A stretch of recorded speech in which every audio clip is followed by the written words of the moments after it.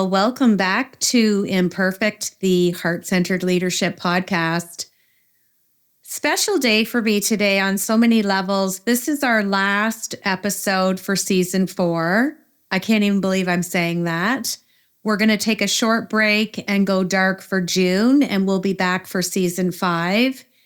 And I'm creating an heirloom memory today in my life as my guest is Laura Crowe. And you guessed it right. She is my youngest daughter. She is finishing her presidency term at the King's University College Student Council. And it was such a mother-daughter moment. She said, "Mom, why aren't you having me on your podcast?"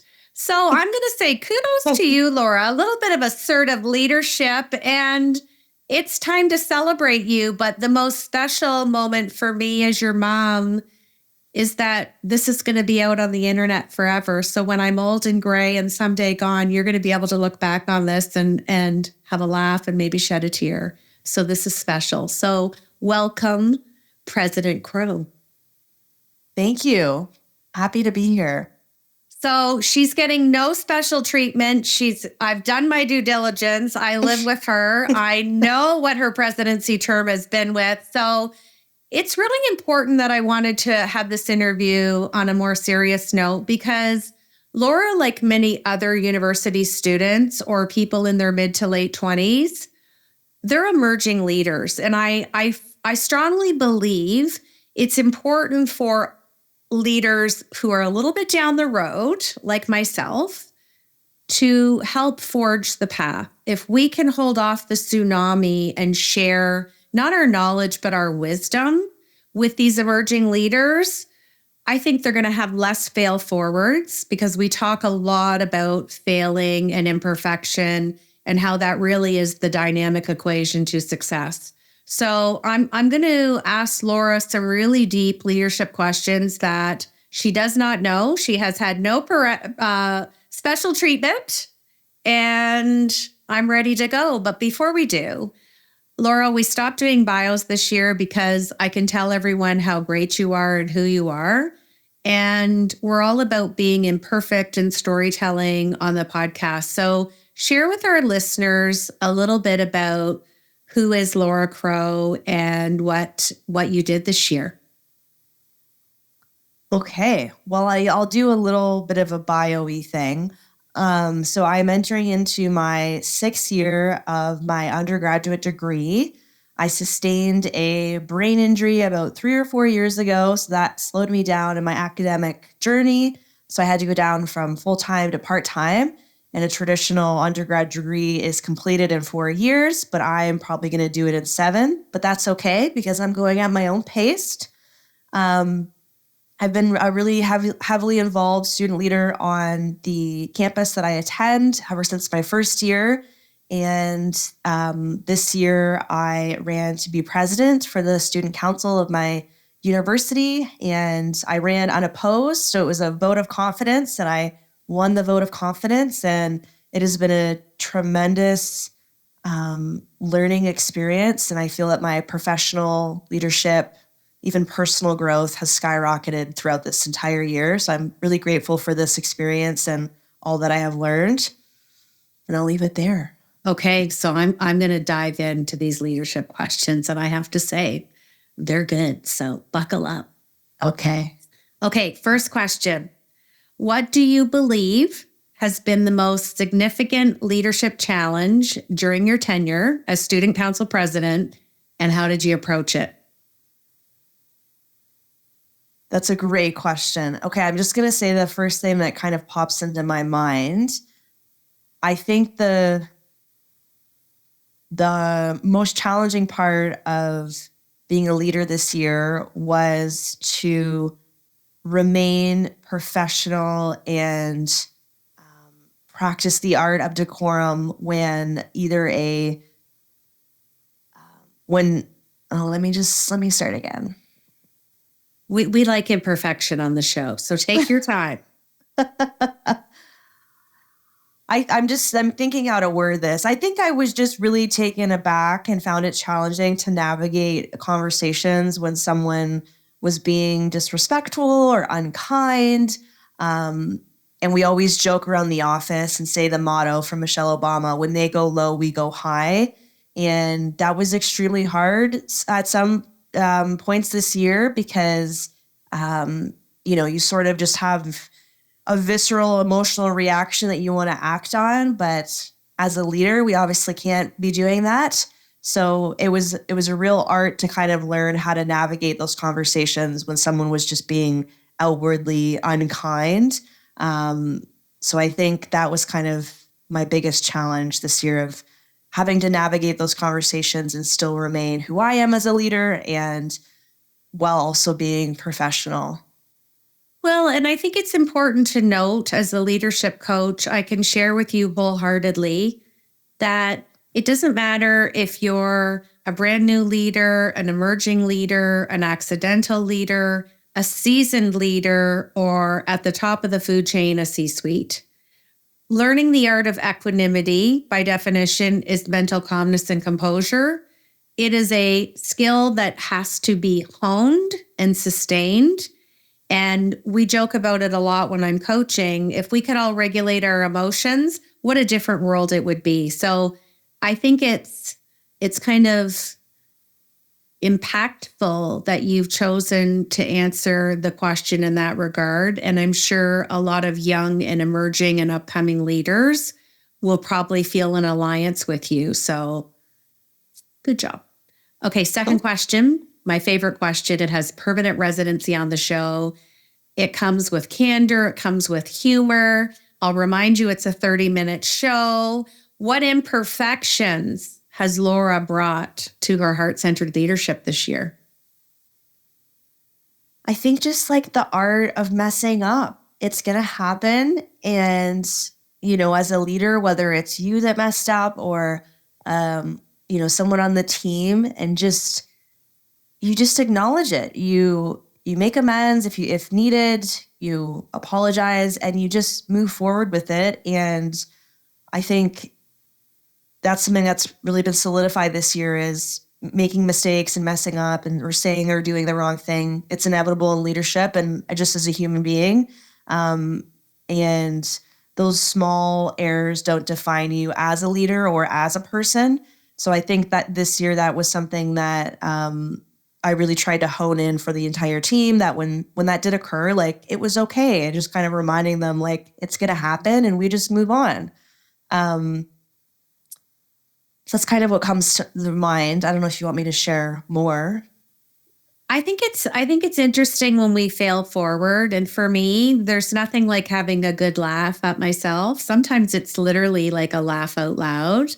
And it comes with ease, I think, as you get older, mature, have more experience, and you can convert it easily into a learning opportunity because you are older and wiser and have that level of maturity. So I'm happy to hear that there's been celebrations of fail forward. Love the Michelle Obama strategy. And who doesn't love that? And if that isn't kind of synonymous of being silent sometimes is such a superpower. And again, it's honed and sustained with practice and experience. So I love it. Okay, third question. Can you share a specific example of how you effectively fostered collaboration and teamwork among your fellow council members to achieve a common goal? So one of the first things I did when I came in as president was reorganize our office.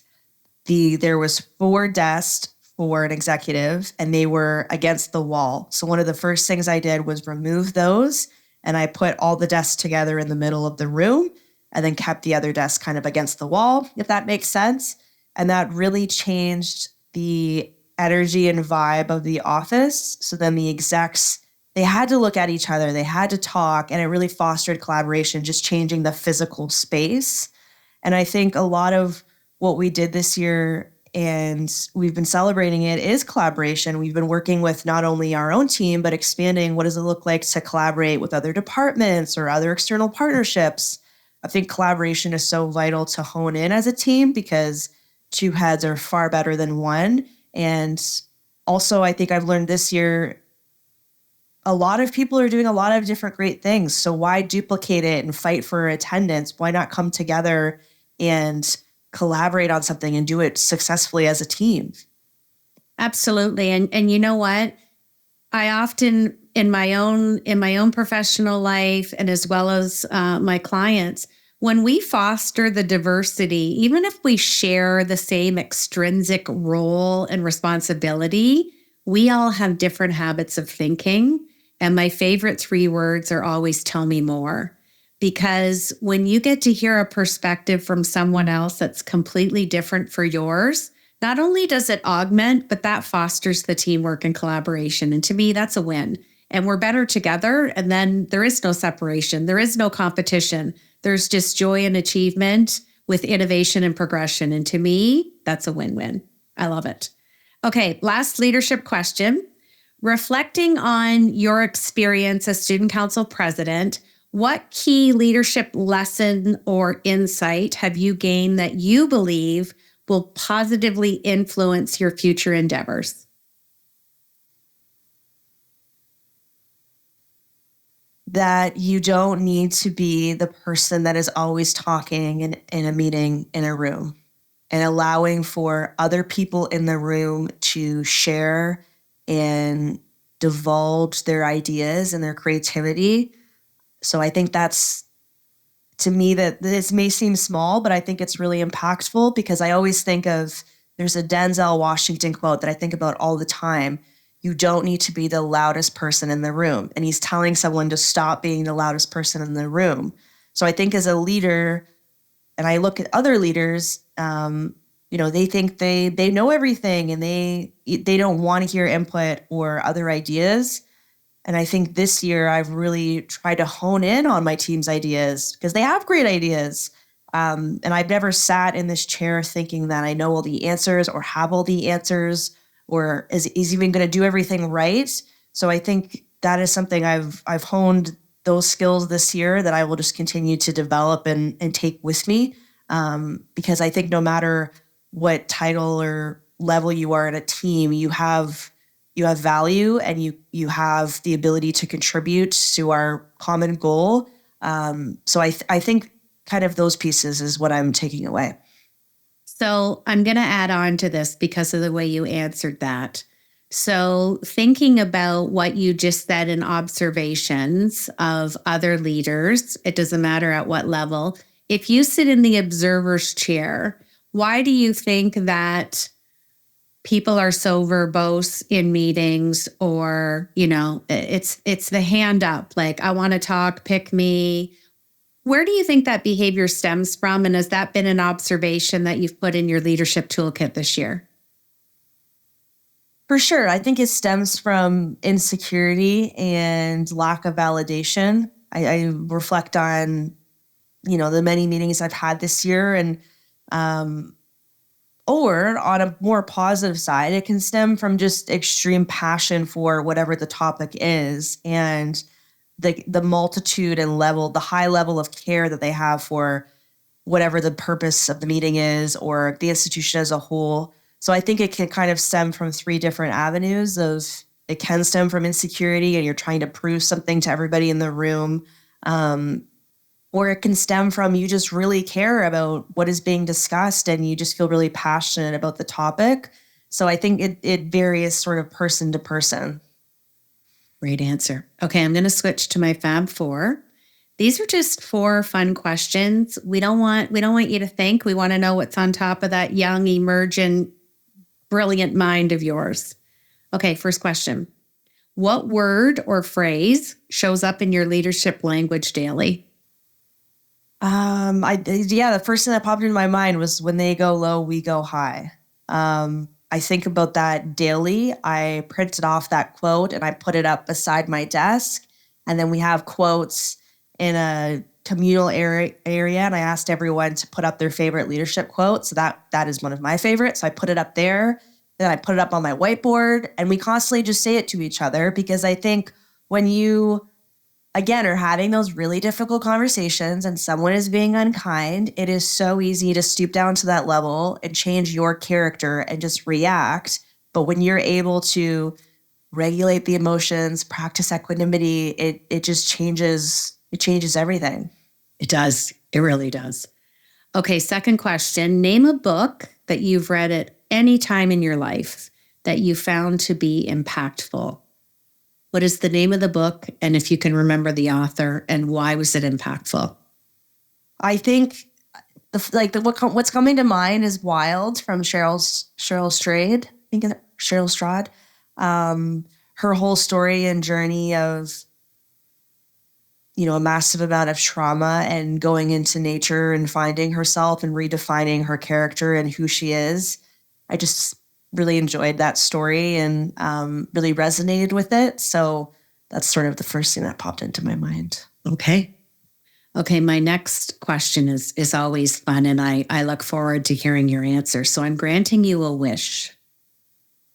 You get to have dinner with any leader of your choice, and this leader could be living or they may have passed away.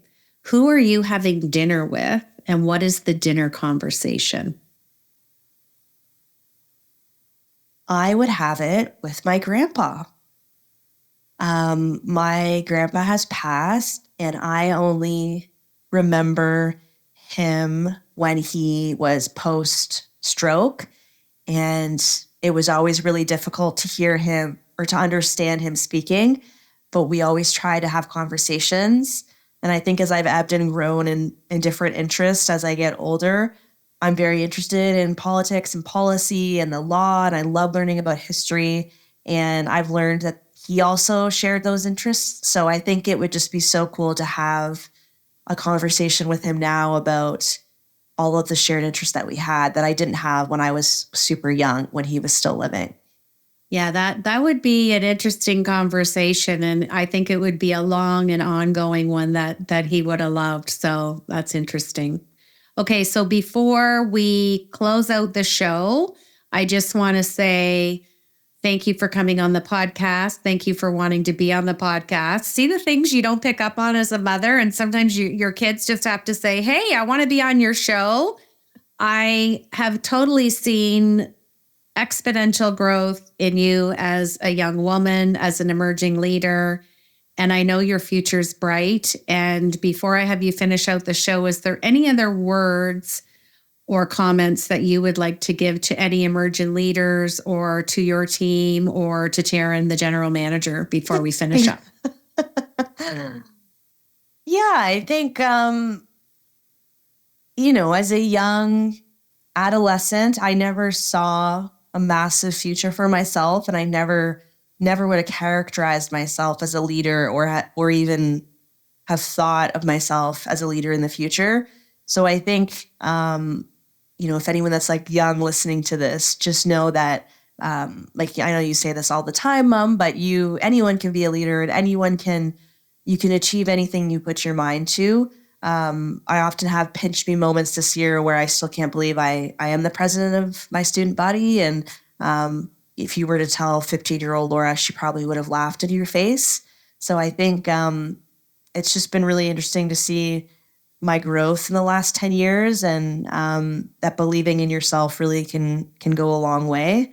And then the second thing I would say is just apply to things. Just do it. Even if you think you'll never get it or they will never pick you, just do it, because you literally never know. And I think often, especially as women, we undervalue and undersell ourselves when we have a multitude of skills and expertise. So I think also just knowing that in the back of your head or the front of your head, that are you undervaluing yourself in this situation? I often feel that in rooms with, big leaders and big names and the big players around the institution. And the dean of students reminds me all the time that I have value and I do have expertise as the student leader. So I'm very appreciative that he reminds me that on the frequent. But yeah, I think just as women, we continue to undervalue ourselves.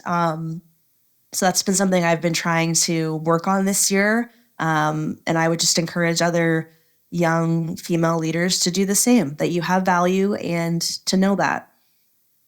And any kudos or words of wisdom for Taryn or the team? Yeah, I'm so beyond proud of what we achieved this year as a team. We all worked so incredibly hard. When I look back on each of the executives, all the representatives, the commissioners, the coordinators, I really feel like everyone set a precedent for what each of those roles are and what it really means to be a student leader on our campus.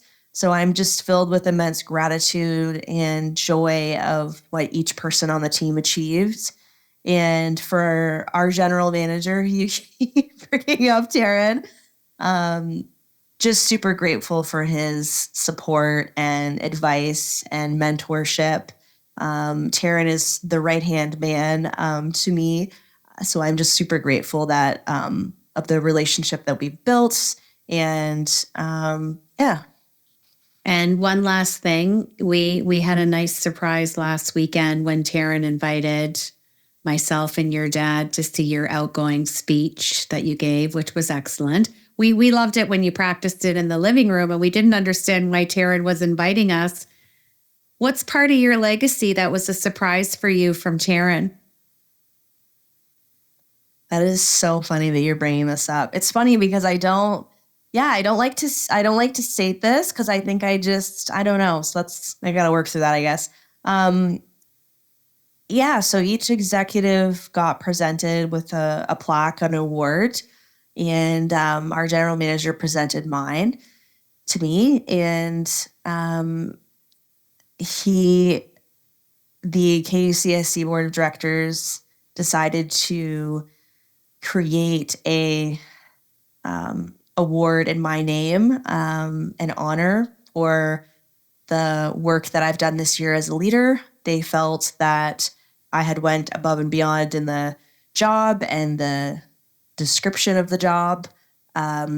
So they, decided to do an award in my name. So students will be able to apply for this funding if they've demonstrated strong leadership or went above and beyond or has built community. We're still sort of figuring out the criteria, but that will be, should be open up in the fall for King's students. But just an immense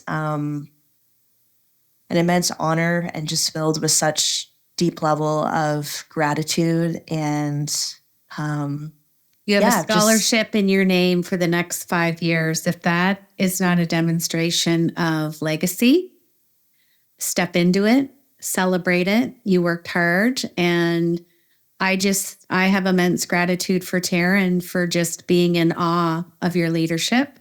And he has told me over the course of the year how much he's learned from you.